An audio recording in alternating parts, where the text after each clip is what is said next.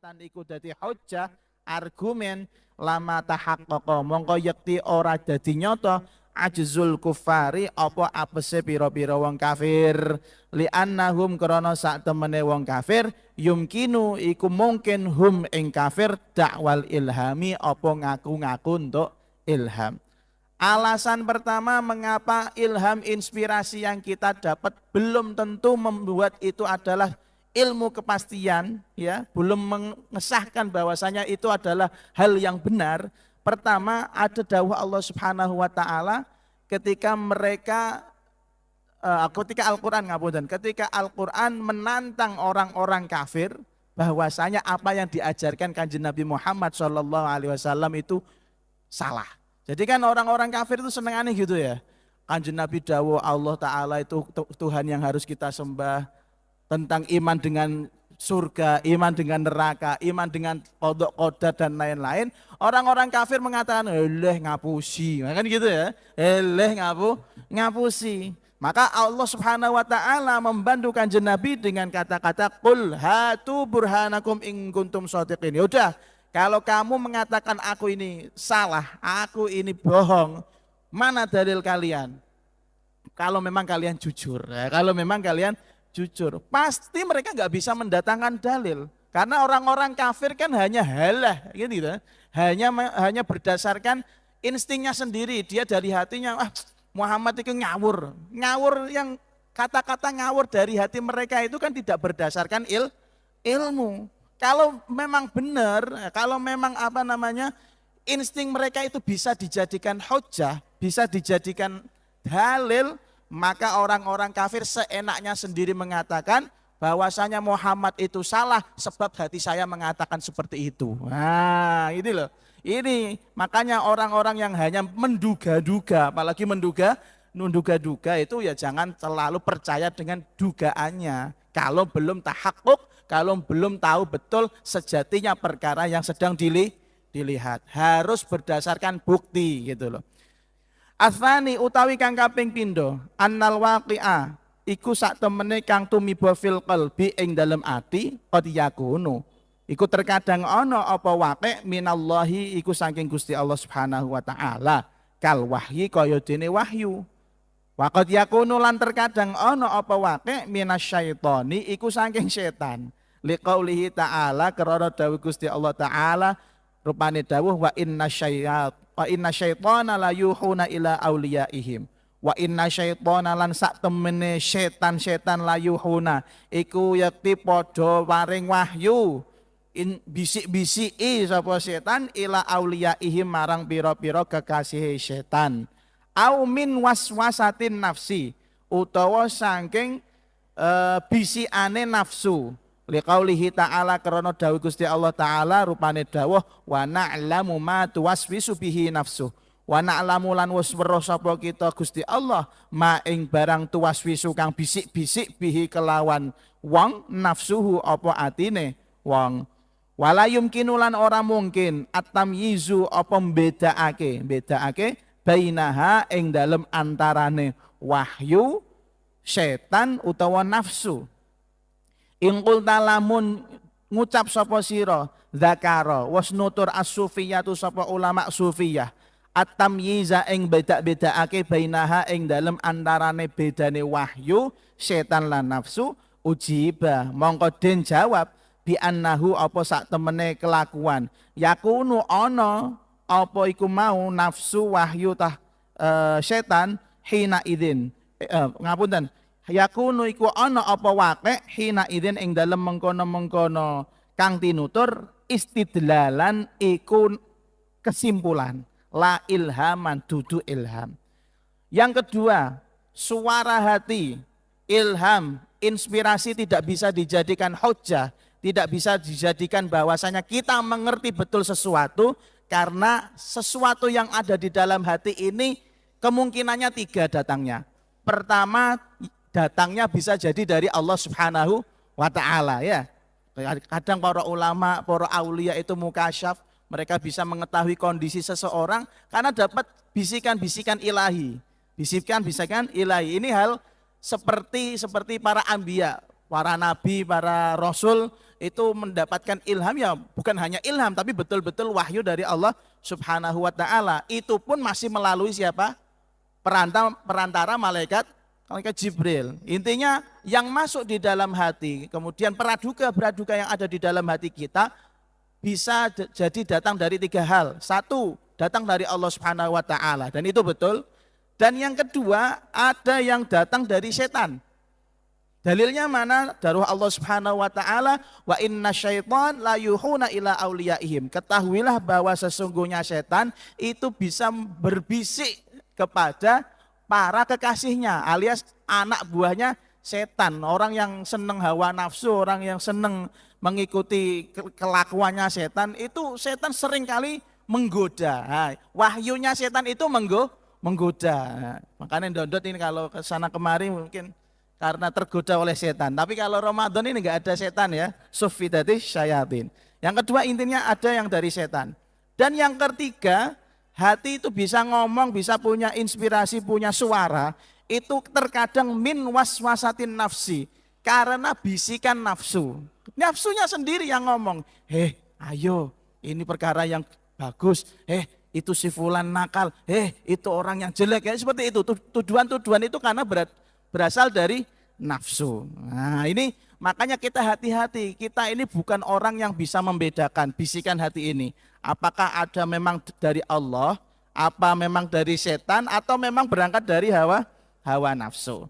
Tapi ada yang mengatakan gini, tapi kan ulama-ulama sufiyah, orang-orang yang ahli tasawuf, mereka kan mengatakan bahwasanya bisa jadi apapun informasi yang masuk ke dalam hati tanpa perantara, terkadang itu inspirasi dari Allah Subhanahu wa taala. Dijawab sama beliau, enggak seperti itu bro, enggak semudah itu. Yang masuk di dalam hati orang-orang yang suci itu tidak bisa langsung dihukumi itu adalah ilham, tapi terkadang itu adalah isyarah agar kita bisa menyimpulkan suatu perkara tidak sembrono. Kadang kita melihat orang, ya, ada orang yang kelihatannya jelek banget, jelek banget, wes zahire itu elek gitu loh. Zahire itu elek. Itu kalau nafsu yang ngomong, jangan deket-deket sama itu orang jelek, gak usah berteman, gak usah berkawan. Tapi hatinya orang sufi tidak seperti itu.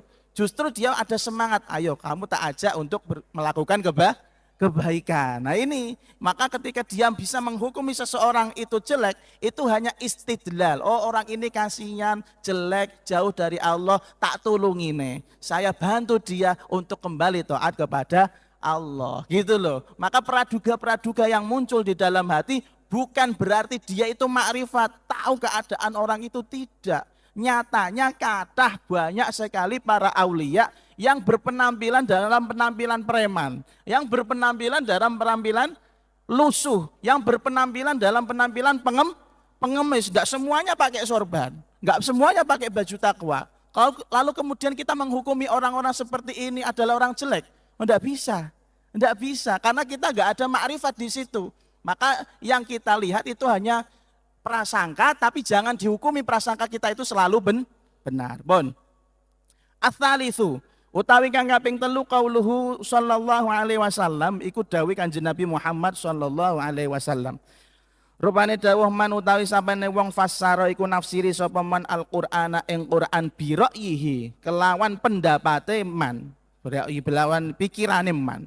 Falyata bawa mongko becik nyiapake sapa man maq'adahu ing panggonane man minan nari saking neraka. Wa tafsiru birra'yi utawi tafsir berdasarkan akal pemikiran al mustafadu kang den alap faedah minan nadhari saking angen-angen wa dalili lan dalil jaizun iku wenang ijma'an kelawan ijma'. Fa ulima mongko den kaweruhi annar ra'ya apa sak temene pemikiran pendapat bilas tidlalin kelawan tanpa dalil mazmumun, bilas tidlalin kelawan tanpa golek dalil, ngapunten, mazmumun iku den nyodo.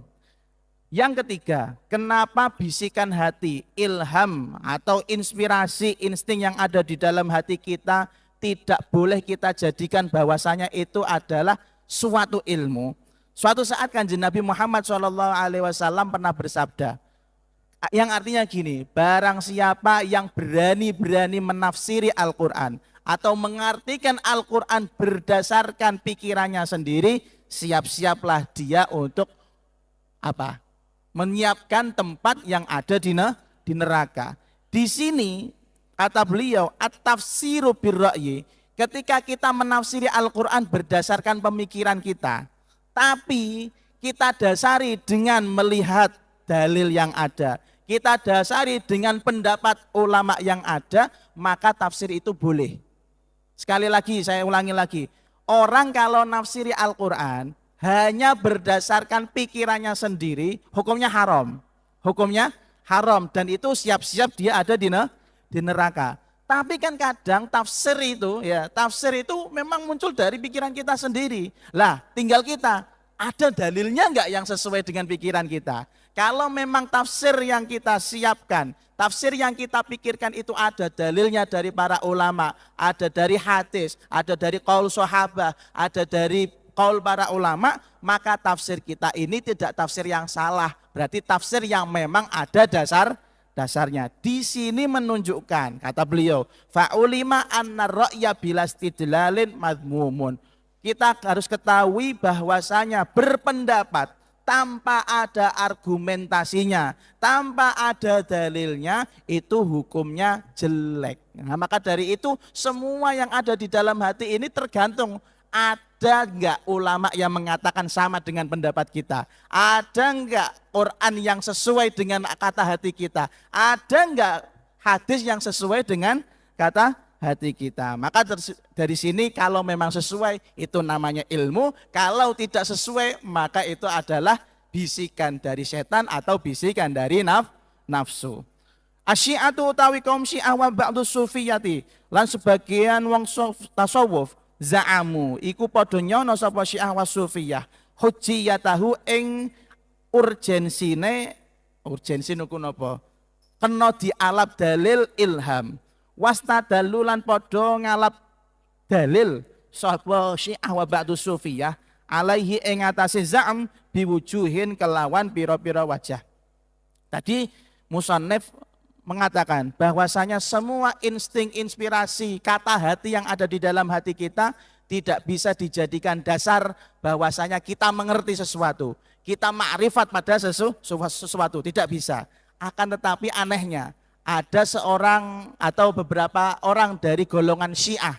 Orang-orang Syiah itu orang-orang yang mengaku cinta ahli bait, tapi di sisi lain mereka tidak suka sahabat. Dan juga ada orang-orang yang tasawuf, ahli tasawuf mengatakan enggak, suara hati, ilham, ya, inspirasi itu bisa dijadikan hujjah, bisa dijadikan dalil. Alasannya apa? Ahadua utawi salah sijine wujuh qauluhu ta'ala iku dawuh Gusti Allah Ta'ala rupane dawuh fa'alhamaha fujuraha wa taqwaha. Fa'alhama mongko paring ilham sapa Gusti Allah ha ing nafsu fujuraha ing ele-ele nafsu wa taqwaha lan taqwane nafsu. Ai arrafa tegese paring weruh sinten Gusti Allah ha ing nafsu bil iqa'i kelawan dokoake fil qalbi ing dalem ati anna hadhihi ing sak temene ikilah taatun iku taah wa hadhilan iki maksiatun iku maksiat. Ujiba mongko dijawab bi annal makna kelawan sak temene makna a'lama iku paring weruh sinten Gusti Allah ya ing nafsu bi inzalil wahyi kelawan temurune wahyu alal anbiya'i ing atase pira-pira para nabi. Tadi dikatakan orang-orang Syiah dan orang-orang tasawuf menyatakan bolehnya atau bahkan ilham, inspirasi yang ada di dalam hati itu bisa dijadikan pegangan. Dan mereka mengambil dalil salah satunya yaitu qauluhu ta'ala fa'alhamaha fujuraha wa taqwaha. Allah Subhanahu wa ta'ala itu memberikan ilham kepada jiwa-jiwa baik jiwa yang buruk maupun jiwa yang jelek. Dan mereka mengartikan bahwasanya Allah itu memberikan informasi ini adalah taat artinya baik, ini adalah jelek namanya maksiat. Orang jelek ngapunten, orang jelek mawon. Dia tahu kalau maling itu baik apa jelek? Nah, jelek kan? Tapi dia terpaksa mungkin karena butuh beli susu untuk anaknya, untuk ekonominya. Dan orang jelek ya tahu kalau masuk masjid, sholat di dalam masjid, iktikaf di masjid itu baik apa jelek? Baik. Maka di sini dijawab, enggak bisa seperti itu. Yang dimaksud di dalam ayat ini adalah Allah Subhanahu wa ta'ala telah memberikan informasi mana yang baik, mana yang jelek, itu berdasarkan wahyu turun kepada para nabi. Maka baik dan jelek itu ukurannya bukan nafsu, tapi ukurannya adalah syariat. Karena kalau kita mengatakan ukurannya adalah apa kata hati kita, rusak semua tatanan di dunia ini. Orang mengatakan, wah saya mengambil, misal ngapunten, mengambil jatah buka puasa 2, bagi saya itu baik karena kebutuhan saya 2 kali lipat. Ya, bagi saya itu baik, itu kan bukan berdasarkan dalil, tapi berdasarkan nafsu. Itu contoh kecilnya saja, apalagi nanti yang lain. Misalnya Allah mengatakan, oh ini al-khamr atau minuman keras itu haram, tapi orang-orang itu kan masih pada minum minuman keras karena menurut mereka baik buat siapa? Baik menurut nafsunya. Tapi apakah baik menurut Allah? Apakah baik menurut Rasulullah? Tidak. Maka di sini terbantahkan bahwasanya ilham yang ada di dalam ayat ini bukanlah ilham sekedar inspirasi kata hati yang ada di dalam hati, akan tetapi ilham yang dimaknai wahyu yang diturunkan oleh Allah Subhanahu wa taala kepada para nabi berupa syariat agama Islam. Berarti pendapat yang ini tertolak atau alasan yang pertama tertolak. Atsani utawi kang keping loro, qauluhu ta'ala, iku dawuh Gusti Allah taala, wa auha rabbuka ilan nahli. Wa auhalan paring wahyu rabbuka sapa pangeran ira ilan nahli marang tawon.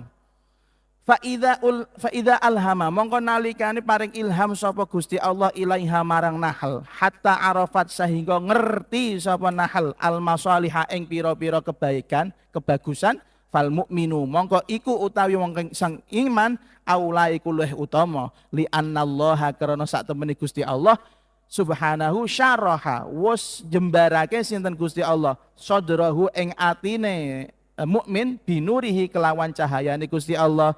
Ujiba mongko dijawab apa wajah iki bi anna kalamana, apa sak temene pembahasan kita fil makna iku tetep ing dalem makna alladzi kang la yudra kang ora den weruhi annahu apa sak temene wahyu minallahi iku saking Gusti Allah au minasyaitani utawa saking setan au minan nafsi utawa saking nafsu. Aman nahlu anapun utawi tawon faqad khalaqa mongko teman-teman wis nyiptakake Allah sapa Gusti Allah Subhanahu wa taala fiha ing dalem tawon al ilma ing ilmu hatta arafat sehingga weruh sapa nahl annahu ing sak temene kelakuan amrun iku setengah saking iku perkara minallahi taala saking amrun iku perintah ngapunten, amrun iku perintah minallahi iku saking Gusti Allah Subhanahu wa taala. Tadi dikatakan bahwasanya menurut ulama-ulama yang ahli hakikat, orang-orang yang benar mengatakan semua yang ada di dalam hati, bisikan, apapun yang ada di dalam hati tidak bisa dijadikan dasar untuk menghukumi sesuatu, untuk mengerti sesuatu. Tapi orang-orang Syiah dan orang-orang Sufiyah ada yang mengatakan, oh tidak, kata hati itu bisa dijadikan pegangan. Nah, kata mereka dalilnya apa? Ada dawuh Allah Subhanahu wa taala wa auha rabbuka ilan nahli. Allah Subhanahu wa taala berfirman, sesungguhnya Allah itu memberikan wahyu kepada tawon. Tawon itu lebah, memberi wahyu kepada tawon lebah. Maka di sini diartikan sama mereka, wong lebah saja, tawon sing kewan aja, itu mendapatkan inspirasi ilham dari Allah langsung. Maka orang mukmin seharusnya ya lebih berhak untuk mendapatkan ilham dari Allah Subhanahu wa taala. Nah, akhirnya ulama ahli hakikat, ulama yang benar mengatakan enggak, bukan seperti itu. Yang kita bahas itu ilham, inspirasi di dalam hati yang mana kita tidak tahu sumbernya, apa dari Allah, apa dari nafsu, apa dari Dari setan. Lah kalau tawon daerah duwe akal ora usah dibahas gitu loh, kata beliau. Ya sudah, memang dia tak ngertinya ya seperti itu. Sudah bukan menjadi ilham lagi tapi menjadi ilmu bagi tawon bagaimana cara dia berkembang biak, bagaimana cara dia mengambil serbuk-serbuk bunga dan bagaimana cara dia memproduksi madu. Maka kalau Anda bisa ngobrol sama tawon, insya Allah nggak ada yang goblok masalah bikin madu. Iya kan? Karena itu sudah ilmu. Maka ilmu dari Allah ini dibahasakan oleh Allah dengan bahasa auha. Artinya Allah memberikan pengertian kepada siapa? Lebah, kepada tawon untuk bikin madu. Tahu mereka. Jadi itu bukan wahyu lagi, bukan ilham lagi, bukan kata hati tawon lagi, tapi memang betul-betul ilmu. Nah, sekarang ngapunten pol-polane kasarane omong, semua makhluk hidup yang di dunia ini berpasang-pasangan. Yuk ngerti kok carane gawe anak kok. Tanpa lihat yang aneh-aneh toh. Iya, karena sudah inspirasi seperti itu, makrifat sudah itu. Makrifat, nggak usah nggak usah dipelajari gitu, paham ya? Itu sudah ilmu, bukan ilham lagi. Jadi pendapatnya Syiah dan Sufiyah ini terbantahkan lagi. Terus yang ketiga, kata mereka, ats-tsalitsu utawi kang kaping 3 qauluhu ta'ala. Iku dawuh Gusti Allah taala, afaman syarahallahu sadrahu lil Islam. Rupane afaman syaraha. Afaman ana ta utawi wong syarah